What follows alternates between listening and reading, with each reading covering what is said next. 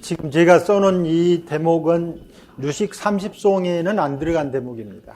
근데 뒷날 스님네들이 유식 30송을 해석을 하면서 앞에다가 서문처럼 이렇게 붙여놓은 말입니다.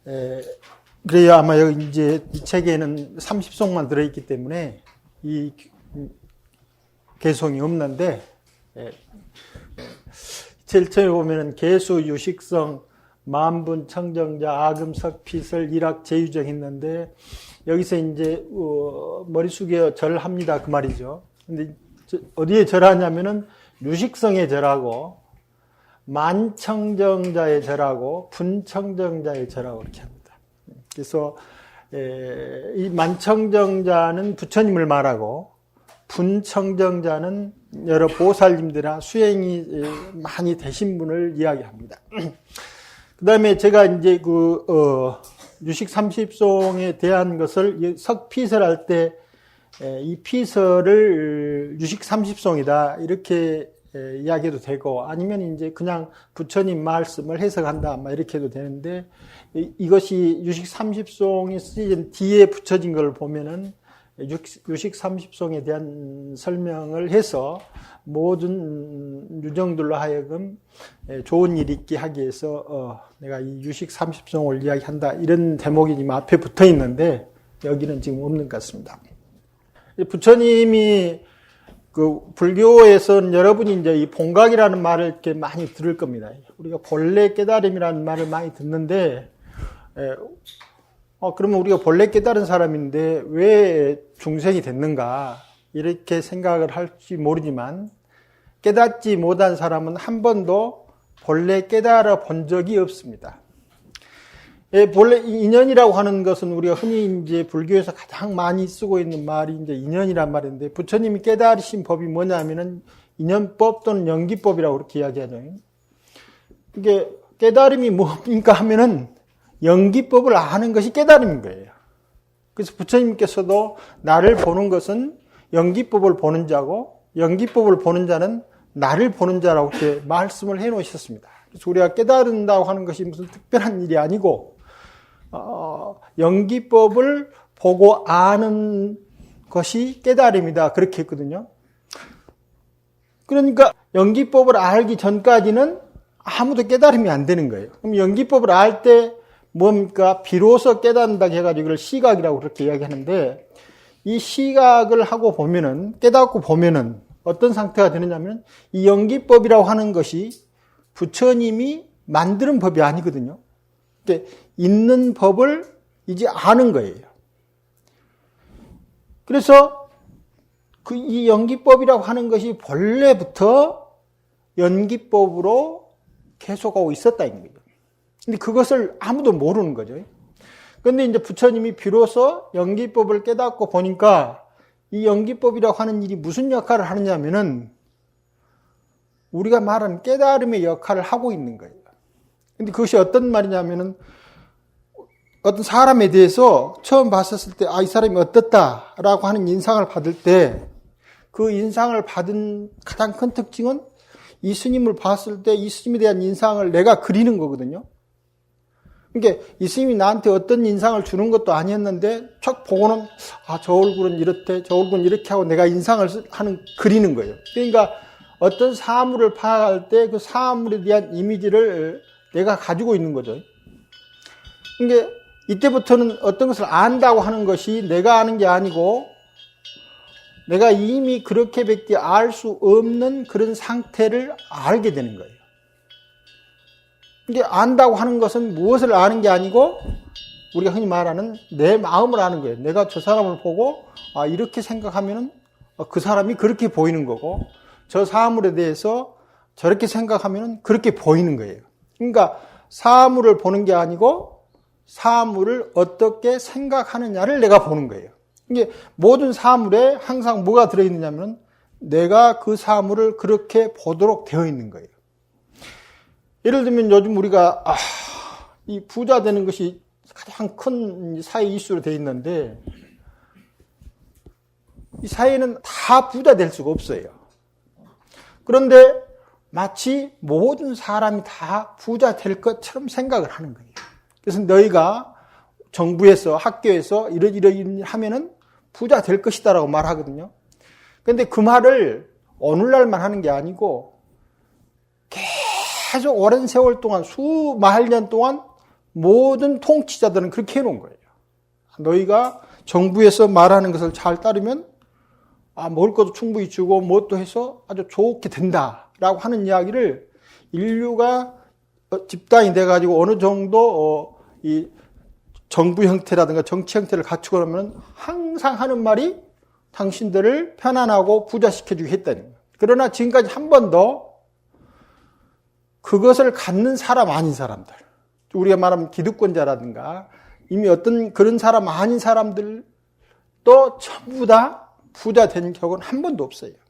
그러니까 살아온 과정에서 우리가 돈을 많이 가지거나 권력을 많이 가진다 사람은 대신 어떤 사람은 항상 가난한 사람이고 어떤 사람은 권력을 못 갖는 걸로 되어 있는 것이 모든 역사적 사실인 거예요. 그래서 모든 사람들을 부자 되게 해주십다 하는 말은 듣기는 좋지만 실제 단 한 번도 모든 사람이 부자 될 수가 없는 거예요. 지금 형태로. 우리가 재산을 얼마 가지게 된다든가 어느 일정 정도의 권위를 가져야 된다든가 하는 것으로서 부자를 정의하는 한 아무도 부자가 될 수가 없는 거예요.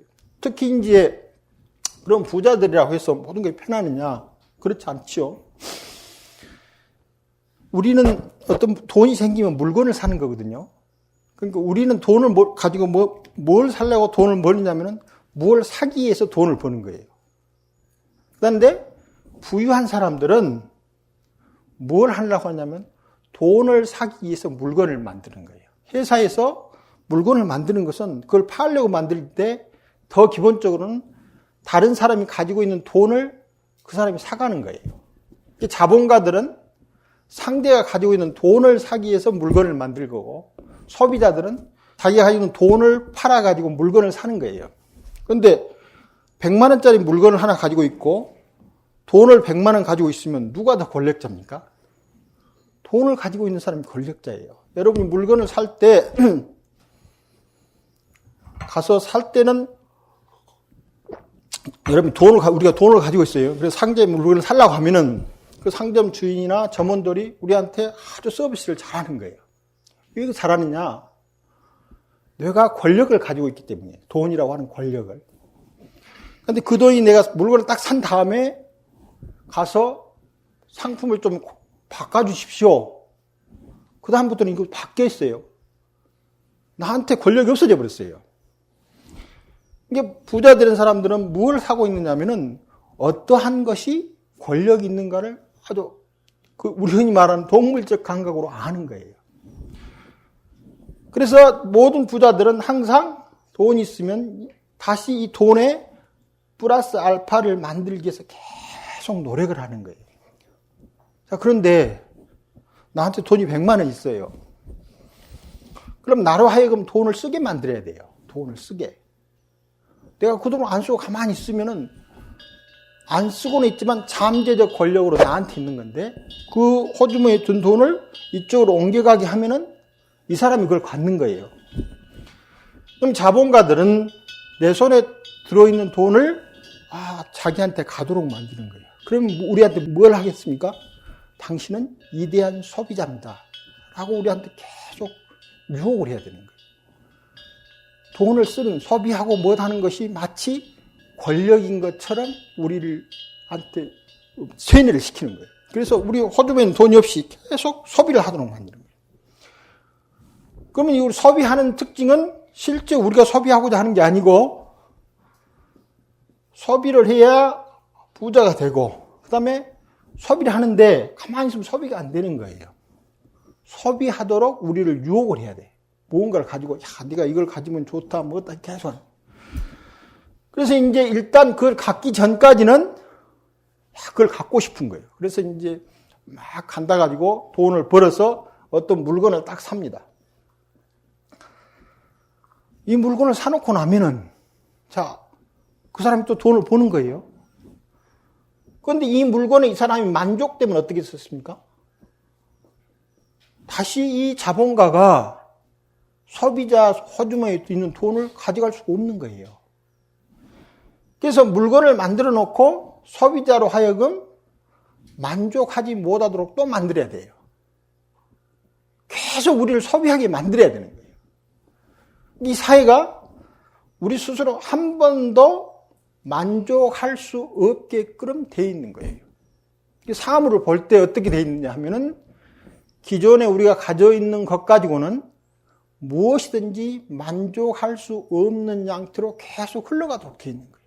내 마음속에. 그래서 사람을 보면은 내가 만족하게 그리고 있는 것이 처음에 딱 들어온 때 보면 만족한 것처럼 되어 있는데 습성이 일단 내 안에 들어온 물건을 가지고 잠깐만 지나고 나면은 그것은 만족할 수 없도록 딱 되어 있다고, 우리 습성이. 자, 그럼 만족할 수 없는 습성이 뭐냐면은 흔히 말하는 욕망이에요, 욕망.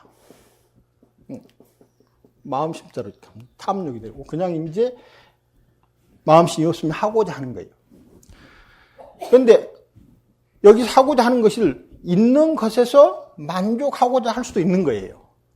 내가 지금 사는 것에도 내 얼굴 자체가 만족하다라고 생각을 할 수도 있어요. 하고자 하는 것이니까. 그러나 어떤 사람은 성형외과에 가서 계속 나를 고쳐야 되겠다라고도 생각하는 거예요. 그러면 한 사람은 내가 지금 있는 데서 만족할 수 없는 거예요. 얼굴을 고쳐야 되니까. 한 사람은 내가 있는 얼굴에 만족하는 거예요. 자, 그런데 내가 가지고 있는 것에서 만족하면은 아까 사회에서 부자들이나 권력자들이 자기 마음대로 우리를 조종할 수가 없어요. 내가 너한테 무슨 사장자를 주겠다. 내가 너한테 뭘 주겠다라고 인사권을 가져야 사람을 가지고 움직일 수가 있는 거예요. 마찬가지로 자본가들이 좋은 물건을 계속 만들어 가지고 너 그거 가지고 있어봐야 만족할 수 없다 라고 만들어서 우리 눈과 귀와 모든 것을 항상 밖으로 향하도록 만들어 놓은 거예요. 그래서 내적으로 자기 만족을 할 수 없게끔 수만 년을 두고 훈련이 돼요. 훈련. 그래서 자기 얼굴이 만족 안 되는 거예요. 거울 보고 내 얼굴이 누구 같으면 돼. 모든 사람들이 자기 얼굴에 만족하면은 당장 성형외과 의사가 특별한 경우는 빼놓고는 장사를 못 하는 거예요. 어제 카세트를 하나 샀는데 거의 만족하면은 아무리 좋은 걸 만들어도 삼성전자에서 안 팔리는 거예요. 이게 갖는 순간부터 계속 불만족하게 만들어진 사건이 뭡니까? 이 사회가 가지고 있는 욕망의 구조예요. 그래서 같은 욕망에서 하나는 자기 내적으로 자기 만족으로 할 수 있는 방향이 있는데 절대로 그쪽 방향으로 가지 못하도록 만들어 놓은 것이 사회 일반의 욕망 형태라 이 말입니다. 그래서 우리가 사회로 눈을 딱 뜨는 순간부터는 바로 어떻게 되느냐? 나는 불행해지겠습니다 라고 하는 말을 하는 거예요. 지금 내가 여기 앉아가지고 공부하는 것이 만족하는 거예요. 지금 대구 시내 가보면은 좋은 게 너무 많고 또 이제 여기 있는 거 내가 내적으로 공부를 하더라도 선원장도 되고 주지도 되고 총무원장도 돼야 돼. 그러면 뭐가 있습니까? 내가 총무원장이 아닌 것은 지금 나의 상태고 총무원장이 되는 것은 밖에 있는 거예요. 공부하면서 총무원장을 바라면은 마치 내가 가지고 있는 카세트가 새로 나온 카세트에 비해서 안 좋다라고 생각하는 거예요. 그게 마음이 이제 불편한 거예요. 제가 이 중으로서는 노래도 듣지 말라고 하는데 저 노래를 많이 듣습니다. 음악도 많이 듣고 하는데 옛날에는 음악을 들으면 이 기계를 좀씩 바꾸면은 소리가 아주 바뀌어집니다. 그래가지고 귀가 딱 달라져요. 열흘만 지나면은 똑같아져 버려요. 그 뭐냐면은 이미 더 아주 세밀하게 잘 해가지고 열흘 전에 헌 기계하고 새 기계와 비교하면은 좋은 것처럼 보여요. 그 상태. 비교가 되면은 좋게처럼 느껴지는데 이제 비교가 없어요. 이제 한 열흘쯤 되면은 내 귀가 지금 가지고 있는 기계하고 딱 맞아지면은 옛날에 훨씬 소리가 안 좋다 할 때 듣고 있는 거랑 똑같아요. 그러니까 소리 자체는 높아졌을지 모르지만 내가 느끼는 더 좋다라는 감정은 싹 없어지는 거예요.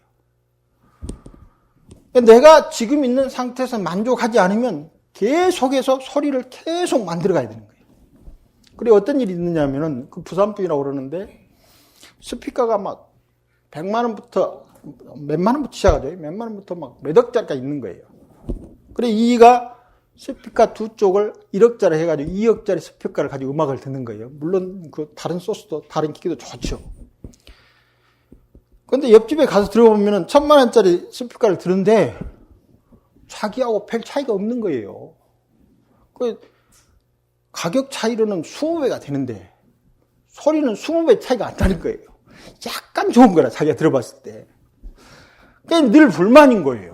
야, 나는 2억짜리 스피커를 가지고 있는데 왜 2억짜리 소리가 안 나느냐는 거예요. 저 집 1000만 원짜리 가지고 그 소리나 내 2억짜리 스피커나 아무 차이가 없는 거예요. 별 차이가. 그래, 이는 좋은 기계를 가지고 있으면서 계속 불만스러운 거예요. 그래, 이제 이거 드디어 이제 생각을 바꿔가지고, 에이, 그럴 거 뭐 있냐.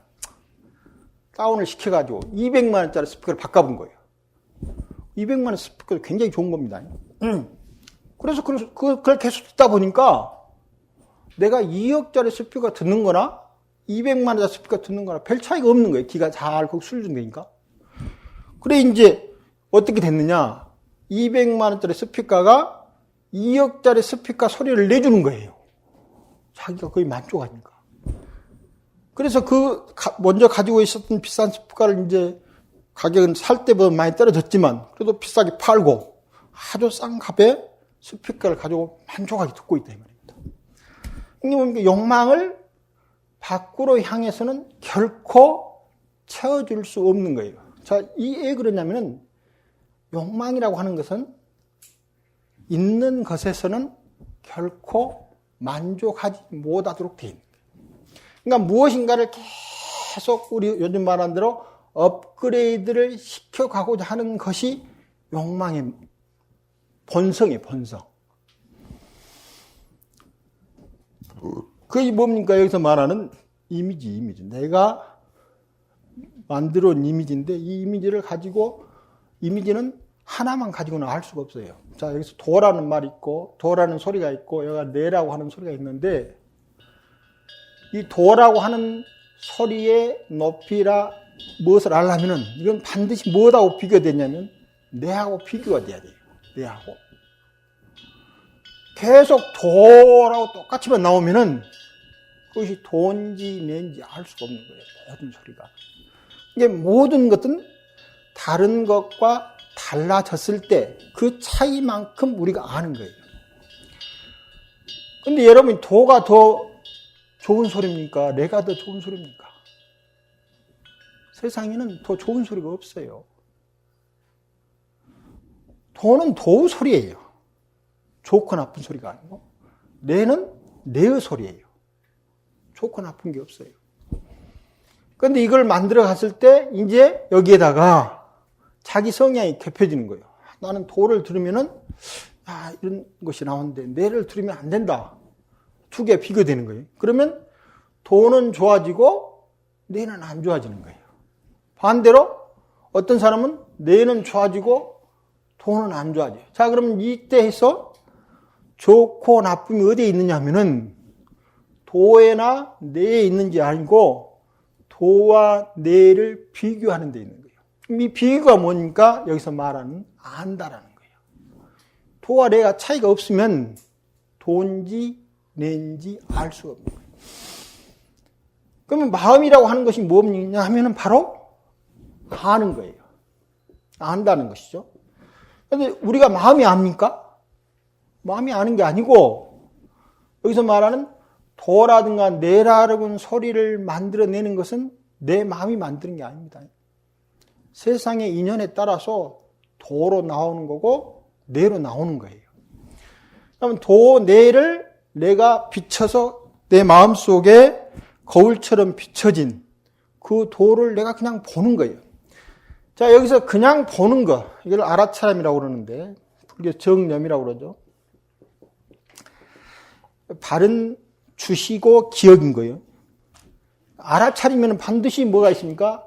도와 내라고 하는 차이가 형성되는 거예요. 이 차이가 알아차린 것이니까 내가 알려고 해서 아는 게 아니고 탁 태어나면 바로 알 수밖에 없도록 탁 떠 있는 거예요. 우리 상태가. 그걸 연기법이라는 거예요. 내가 그냥 알게 되는 거예요. 모든 세상의 차이들이 나한테 와서 무엇으로 등장하느냐면 아는 것으로 등장하는 거예요. 마음으로. 그런데 그것을 어떻게 봅니까? 지금까지 우리는 이 도가 더 좋다, 내가 더 좋다라고 보니까 도를 도대로 보는 게 아니고 내를 내로 보는 게 아니고 내가 여기에 어떠한 이미지를, 어떠한 개념을 넣어놨느냐에 따라서 대상이 그렇게 비춰지는 거예요. 그러니까 여기서 염을 할 때 이 염이 뭡니까? 차이를 기억해가지고 알고 있는 건데 이것은 내가 하려고 사는 게 아니고 태어나자마자 우리는 차이를 명확히 기억해서 아는 거예요.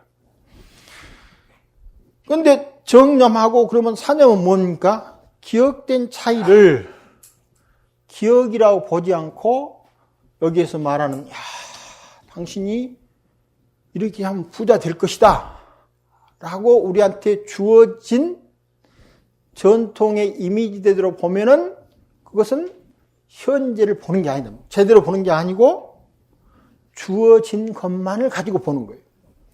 그런데 정념은 주어진 것도 보지만 그냥 있는 대로 보는 훈련을 하는 거예요. 계속 도가 좋다, 내가 좋다는 이런 생각을 하지 않고 계속 있는 훈련을 하는 거예요. 그러면 어떤 일이 벌어진다면 이제 도가 나한테 말을 해요.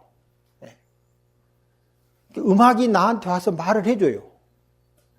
내가 나한테 와서 말을 해줘요. 꽃을 잘 보고 있으면 처음에는 내가 가지고 있는 꽃의 이미지로 꽃을 보고 있었는데 그 이미지를 다 떨치고 그냥 지켜보고 있으면 꽃이 나한테 와서 말을 해주는 거예요. 그러니까 읽는 것이 달라지는데 이 둘 다가 뭡니까? 실제는 전부 다 아는 건데 하나는 있는 그대로 지켜다 보면은 이제 드디어 세상의 모든 사물들이나 마음들이 있는 그대로 자기 이야기를 다 드러내기 시작하는 거예요.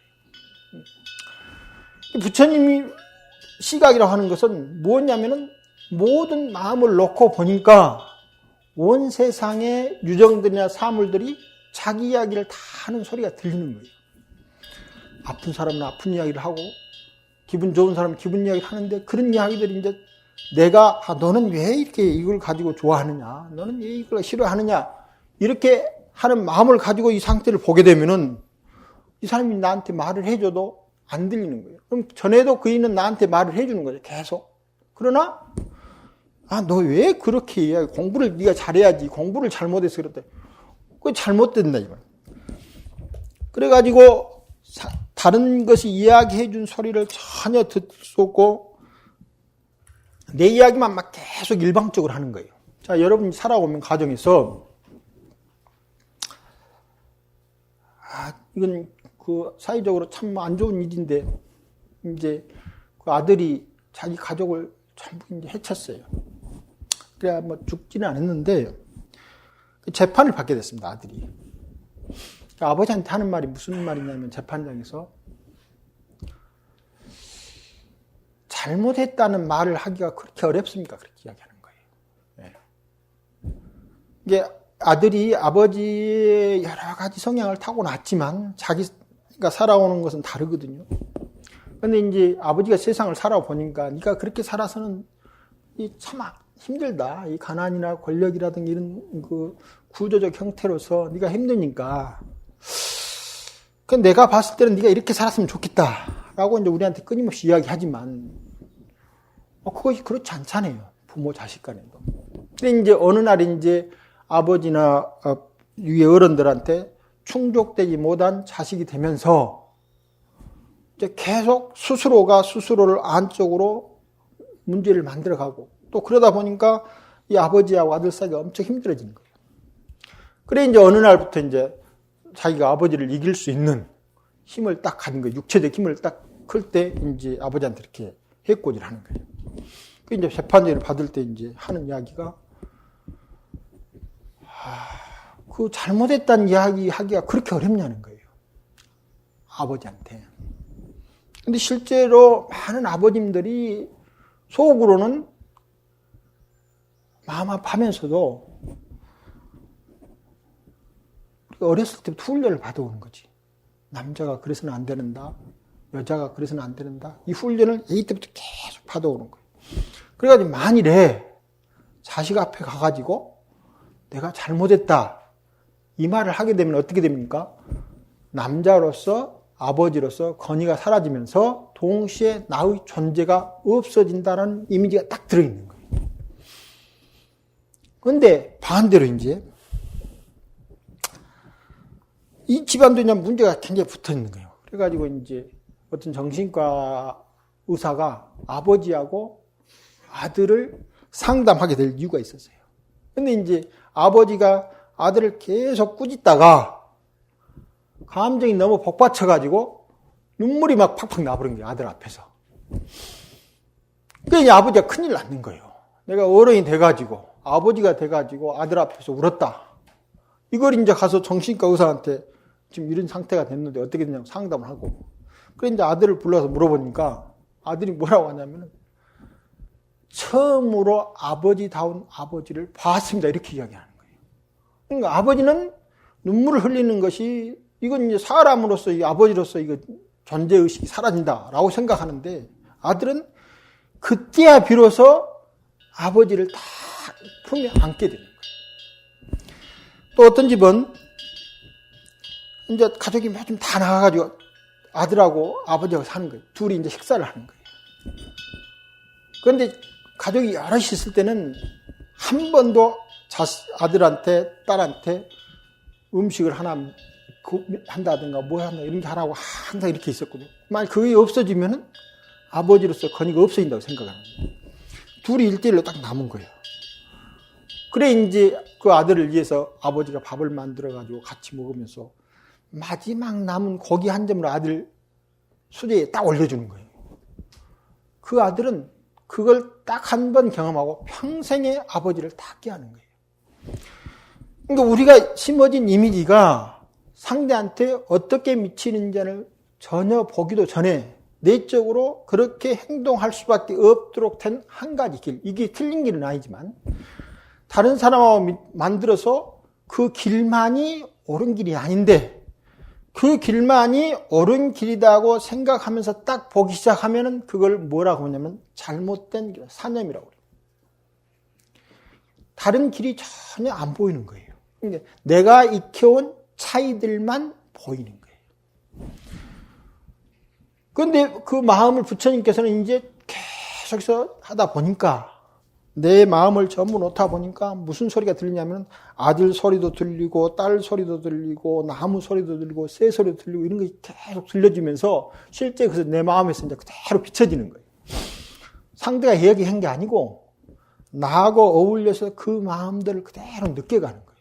그래서 마음 아파하는 사람을 그대로 느껴주는 거예요. 그런데 만일에 우리가 그걸 느끼지 못하면 당신 왜 그렇게 사느냐 이 말을 쉽게 하는 거예요. 특히 이제 어렸을 때 우리가 전혀 기억할 수도 없는 상황에서 지금 기억이 거의 안 난 상황에서 이웃 어른이나 부모들이 우리한테 어떤 말을 해놓으면은 그때 어린이가 무엇인가 듣고 나서 마음속에 딱 닫은 상황이 있어요. 그러면 평생에 그게 잘 안 늘리거든요. 그런데 어린이는 왜 그런지도 몰라요. 그렇게 상대 소리를 듣지 않고 내 소리를 일방적으로 상대한테 내가 이야기를 하고 있으면 그건 수행자가 아닌 거예요. 우리가 앉아서 수행한다 하더라도 왜 저 중은 저렇게 사는가? 라는 생각을 계속 하고 있는 거예요. 그건 뭡니까? 저 중의 아픈 마음을 나는 전혀 느낄 수가 없는 거예요. 이렇게 살아야 되는데 너는 왜 그렇게 살아요? 물론 그 스님이 잘 볼 수가 있는 거예요. 부처님 계율이나 무엇이나 보면 나도 점수는 100점 맞는데 대신에 뭐냐면 상대를 상대대로 나한테 느껴줘가지고 함께 아까 아들이 아버지를 평생 정말로 인간적인 아버지로 껴안아 갈 수 있는 그런 분위기는 안 생기는 거예요. 세상을 같이 껴안을 수 있는 그런 내용이 전혀 없는 거예요. 그런데 내가 그런 생각을 쭉 내려놓고 보니까 상대가 저리 아파하고 있었구나 하는 것이 보였을 때 상대 행동에 대해서 하는 말이 달라지는 거예요. 같이 이제 지적을 하는 거죠. 부처님에도 아함에 보면은 나우라를 그냥 막 엄청나게 지적을 합니다. 그럼 뭐 깨달은 사람이 이렇게 말을 하겠느냐 할 정도로 막 야단을 치는데 이 톤이 다른 거예요. 톤이. 말에 섞여져 있는 톤과 어떤 이런 것들이 굉장히 다른 거예요. 그래서 내가 세상을 볼 때 완전히 다른 것을 들리고 보이도록 말하고 느껴지는 마음으로 보느냐, 아니면 내가 기존에 가지고 있는 판단의 근거만을 가지고 보느냐 하는 두 가지 세상 보기가 수행을 제대로 하고 있는 사람의 길인가, 아니면 수행자를 하고 있으면서 계속해서 자기 욕망을 충족시킨가. 왜냐하면 상대가 내 눈에 비춰진 대로 움직여 주기를 바라는 것은 아까 부자들이 좋은 물건을 만들어 놓고 끊임없이 우리를 유혹한 것도 똑같은 거예요.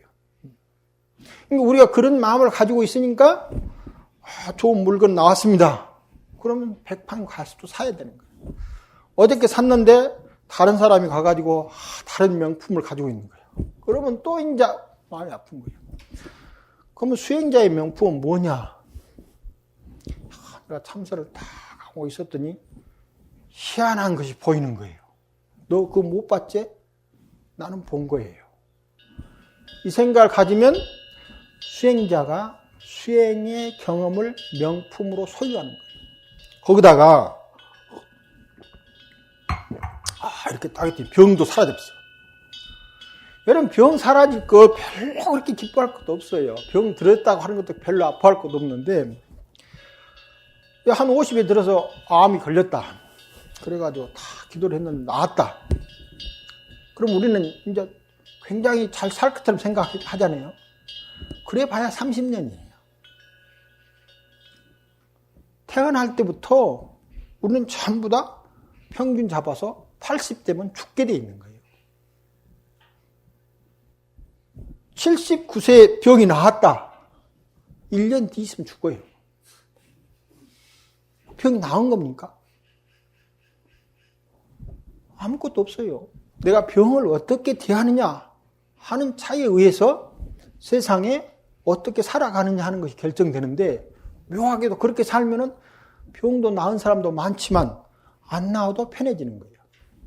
자, 두 번 보면 뭡니까? 하나는 병이 걸렸어도 편안한 마음으로 살다가 임종을 마치는 거예요.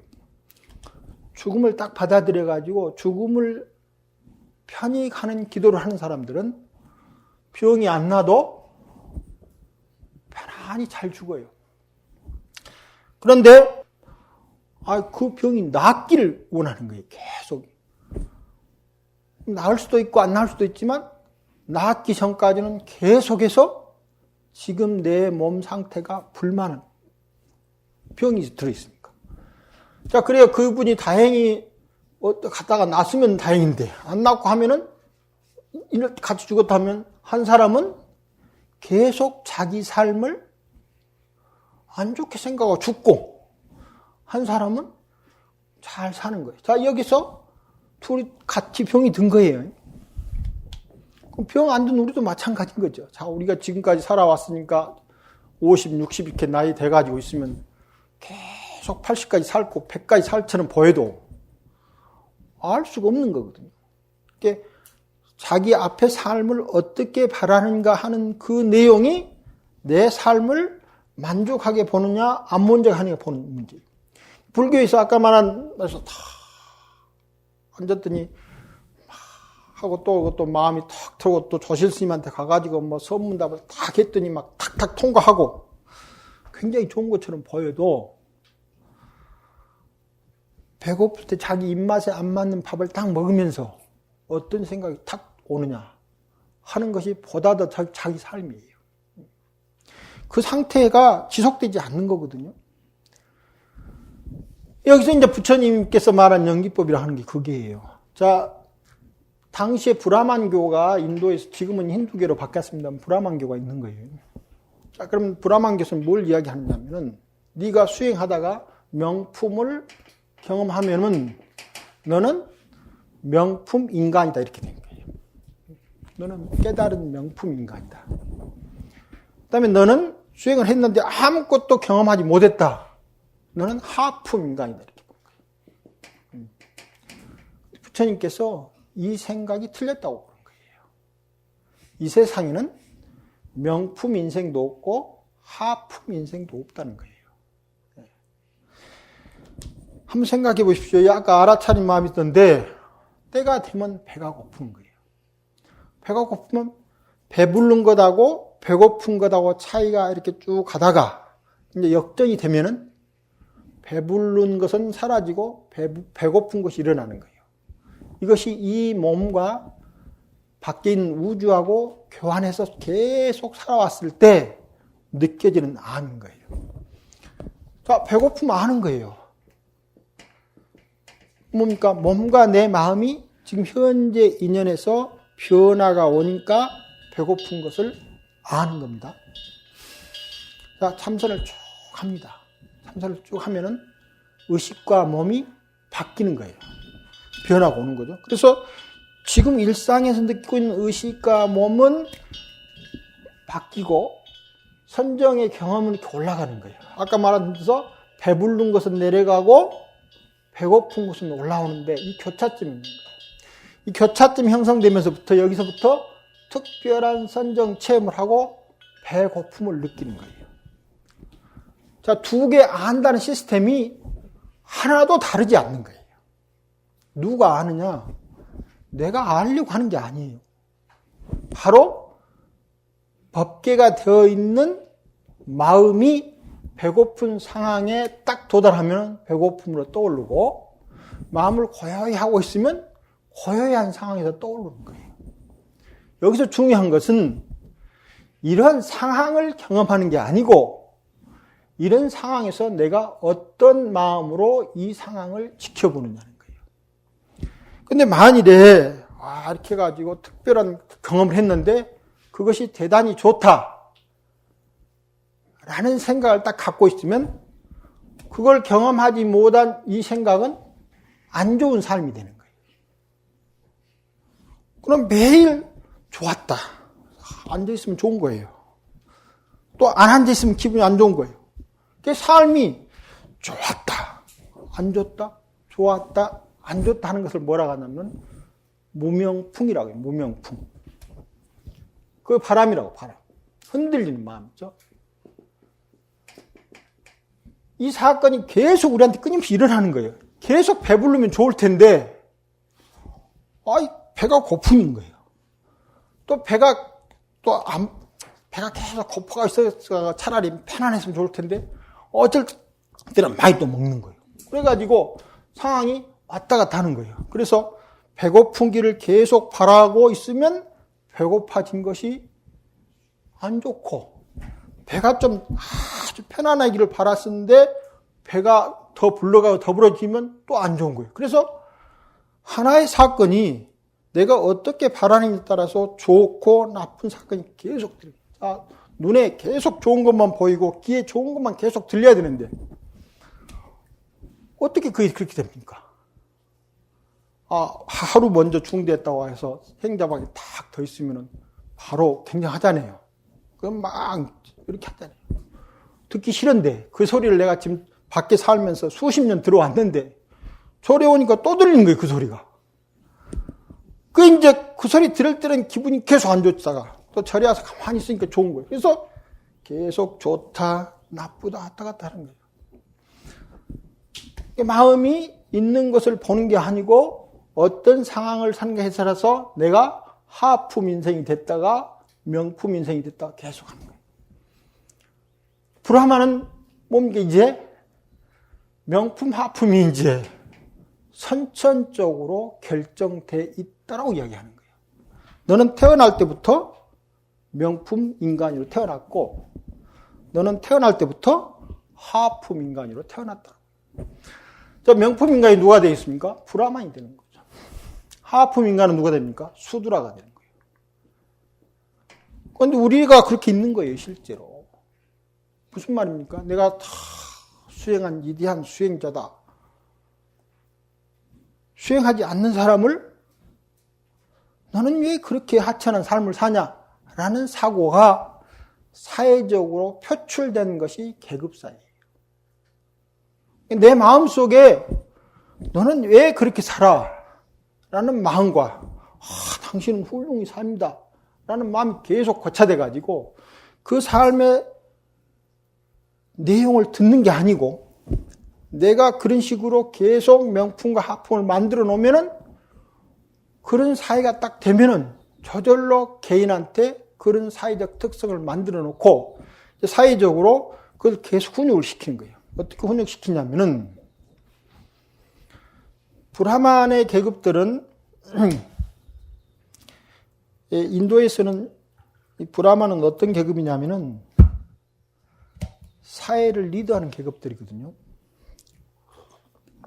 물론 지금은 많이 깨졌습니다만 사회를 리드하는 사람들은 뭐냐면 생각하는 사람들이에요. 계속 생각을 해야 되는 거예요. 그런데 밑에 종들이 생각을 하면은 골치 아픈 거예요. 주인이 시킨 대로 하면 되는데, 왜 그겁니까? 이거 좋습니다 하면은 좋은 것 같아도 기분이 나쁜 거예요. 자기가 어른이라고 생각하면은. 그러니까 기본적으로 생각을 한 사람은 주인이 되고 생각을 하지 못한 사람들은 하인이 되는데 이것이 사회적으로 딱 정해져 있는 거예요. 너는 계속해서 똥 푸는 일만 하니까 다른 생각을 하지 말라는 거예요. 생각은 브라만만 하게 돼요. 그럼 생각을 하려면은 아까 말한 생각이라고 하는 것도 그냥 생각이 되는 게 아니고 도와 뇌의 차이를 읽을 수 있는 눈이 되는 거예요. 이 도와 뇌의 차이를 읽는 것은 여러 가지입니다. 아까 마음을 푹 쉬는 것도 있고 학습을 충분히 하는 것도 있고 많이 듣는 것도 있어요. 예나 지금이나 많이 듣는 것이 생각하는 방법 중에 하나예요. 그런데 생각은 어디에 집약되어 있습니까? 이런 경서에 집약되어 있는 거예요. 옛날엔 종이라든가 이런 게 아주 귀하니까 요즘같이 그런 나와도 안 될 그런 책들은 없었어요. 전부 다 이제 경서류가 책가 있는데 그 책을 읽을 권리를 다른 계급한테는 안 주는 거예요. 브라만의 베다 생전은 브라만의 남성만 읽어야 되는 거예요. 그 딸도 그거 읽으면 안 되는 거예요. 그럼 그걸 누가 결정해 줬느냐? 브라만 신이 결정해 줬다고 하는 거예요. 그래서 이 사람들은 생각하지 말고 사는 거예요. 자, 그럼 내가 생각을 하고 사는지 생각을 하고 않고 사는지를 누가 결정하느냐? 아까 말한 대로 내 만족을 밖을 통해서 만족하려면 절대 나는 생각한 사람이 아니에요. 밖의 사람들이 나를 어떻게 보느냐에 나한테 맞춰가는 거예요. 내 생각이 없는 거예요. 지금은 달라졌습니다만, 지금은 요즘에는 막 창조적 막 그런 일을 많이 합니다. 근데 기업에 가가지고 창조적 생각을 해서 다 그것을 물건 만드는 게 아니에요. 그걸 잘 검사를 해가지고 이 생각을 통해서 물건을 만들면은 이 소비자들이 사고 싶은 욕망을 충족시키고 아니면 속에 감춰져 있던 욕망을 밖으로 끌어낼 수 있다 라고 하는 물건만 상품으로 만드는 거예요. 근데 그걸 못 읽으면 그 회사는 이제 돈을 못 버는 거고 그걸 잘 읽으면 그 회사는 돈을 버는 거예요. 근데 회사 리더가 봤을 때 창조적 생각을 해라. 창조적 생각을 하라고 말하는데 사장님의 창조적 생각은 다른 게 아무것도 없어요. 돈 되는 물건을 좀 만들어달라요.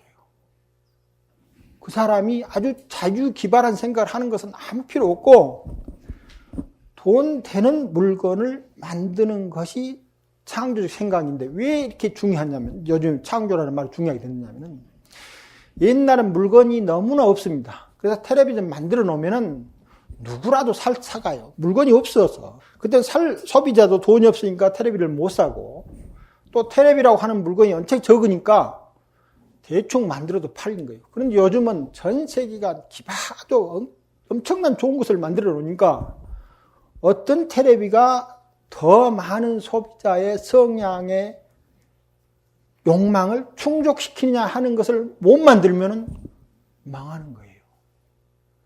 그러니까 지금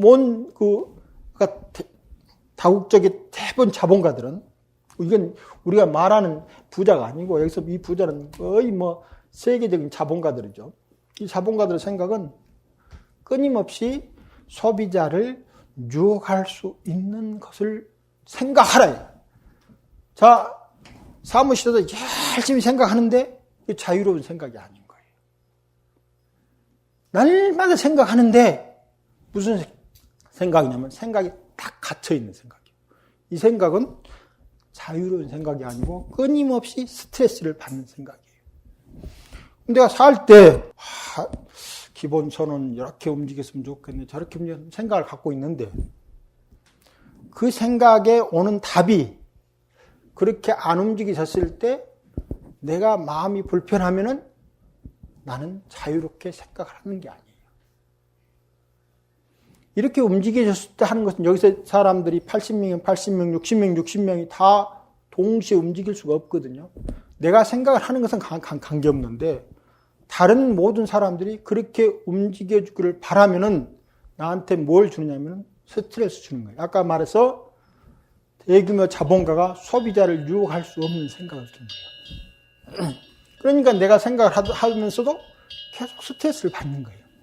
그러면 좋은 생각이라도 나도 안 좋게 만들고 내가 안 좋아지면 상대도 안 좋게 만드는 거예요. 그래서 이 정념이라고 하는 것은 반드시 기본적으로 내가 이 상황에서 1차적으로 평온한 거예요. 그럼 두 번째로 내 평온함을 통해서 이웃 동료들도 평온해지는 거예요.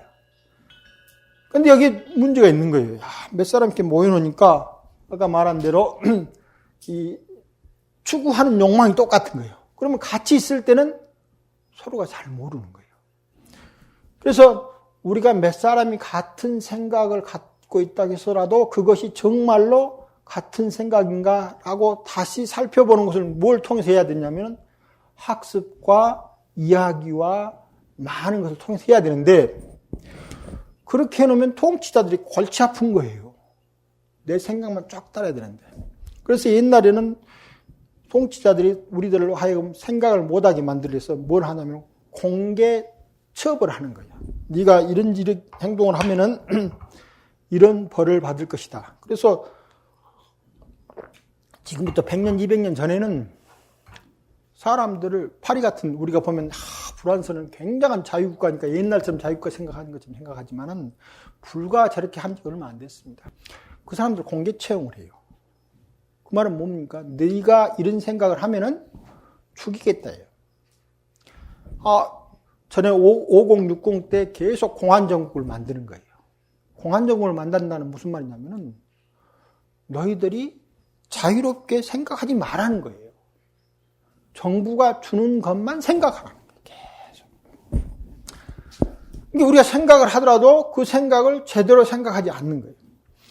그래서 이제 부처님 당시 인도에는 그렇게 명품 인종과 명품 되지 않는 인종이 있다라고 딱 결정됐어요. 근데 부처님이 딱 태어나가지고 세상은 존중받지 못할 유정은 한 사람도 없다. 또 없다라고 선언을 해버린 거예요. 자, 뭡니까? 명품이라고 하는 특별한 존재가 이 세상은 존재하지 않는다. 하품이라고 하는 유정이 따로 존재하지 않는다. 근데 그렇게만 말하고 나면은 빈약하잖아요. 그 말은 할 수 있지만. 이렇게 말하는 사람들은 이것은 브라만 신이 결정해줬다라고 하는 논리적 근거를 갖는 거예요. 브라만 신이 인간을 그렇게 만들어줬다. 근데 부처님이 그런 것이 없다라고 하는 것은 무엇을 근거로 하느냐? 앞서 말한 대로 인연과 연기법을 근거로 하는 거예요. 자, 사람이 굉장히 소중하지만 하루 밥 한 끼 안 먹어도 배고파서 힘들어지는 거예요. 더군다나 물을 안 먹으면 더 힘들어지는 거예요. 숨을 안 쉬면 더 힘들어지는 거예요. 여러분, 숨 쉰다는 것은 뭘 말하느냐? 공기 중에 있는 가장 기본적으로 산소를 들이켜서 에너지를 만들어내는 거예요. 근데 공기 중에 산소만 있는 게 아니죠. 여러 가지 많이 있어. 하여튼 그렇게 해서 우리 에너지를 만들어내는 건데, 내 산다고 하는 것을 결정하는 것은 내가 결정하는 것이 아니잖아요. 이거를 밀폐시켜 놔두고, 공기도 아주 적게 주면서 빨간색으로 딱 놔두면은, 칠해 놓으면은 대부분 사람들이 며칠 모가 다 미쳐버려요. 바른 생활을 할 수 없게 만들어졌어요. 그럼 내가 지금 이런 생각이라도 할 수 있는 것은 무엇이 만드느냐? 내가 만드는 게 아니에요. 나도 물론 만들어지지만 주변과 함께 해서 만들어지는 거예요. 자, 아무리 브라만 신이 명품을 만들어줬어도 밥 3끼 못 먹으면 죽게 돼 있는 거예요. 지금 우리 삶에 있어서 아주 소중한 것은 공기, 물, 밥. 그럼 이것만 있으면 사느냐? 못 삽니다. 생체 실험을 했은 그 2차 대전 일어나기 전에, 그때 아주 그 사회가 엉망진창됐죠, 전 세계가. 그때 어떤 생체 실험을 하느냐면은, 갓 태어난 아기한테 아무도 감정을 섞이지 않고 대하게 만들어요. 아기가 태어났는데, 그냥 젖만 주고, 요즘 같은 분유만 주고, 물만 주고, 일체 싫다 좋다는 감정 없이 그렇게 대하도록 만들어요. 그런데 거의 다 그렇게 대한 감정들은 제대로 크지를 못하고 죽어요. 그러니까 싫은 감정도 나한테 와서 감정으로 부딪혀야 내 생체 에너지가 살아나는 거예요. 거기다가 나한테 나를 감싸는 그런 에너지면 더 활성화되는 거고. 그런데 그런 것을 완전히 딱 끝쳐버리면 완전히 혼자 남아있는 것처럼 딱 돼서 아기가 제대로 발육을 못하거나 죽는다 이 말이에요. 이것은 그냥 말하는 게 아니고 실제 그런 일을 합니다. 나치나 일본이. 자, 그러니까 사니까 우리는 공기만 마시고 물만 먹고 뭐 밥만 먹으면 사는 줄 알았더니 이웃 간의 교류가, 감정적 교류가 끊어지면 바로 죽는 거예요. 브라만 신이 나를 살게 하는 게 아니고 누가 나를 살게 합니까? 이웃이 나를 살게 하는 거예요. 나의 삶이란 나의 내적 삶의 에너지도 있지만 동시에 그 에너지를 활성화시켜주는 이웃들의 교류가 없으면 죽는다는 거예요. 삶이 형성되지 않는다라고 하는 것을 뭐라고 하냐면 연기법이라고 해요. 그래서 명품이나 하품이 있는 게 아니고 우리 모두는 공기, 물, 밥, 그리고 같은 생명들끼리 어울리는 관계가 삶을 만들어낸다 라는 것으로 명품도 없고 하품도 없다라고 하는 근거를 제시한다 이 말입니다. 10분 쉬었다가 하겠습니다.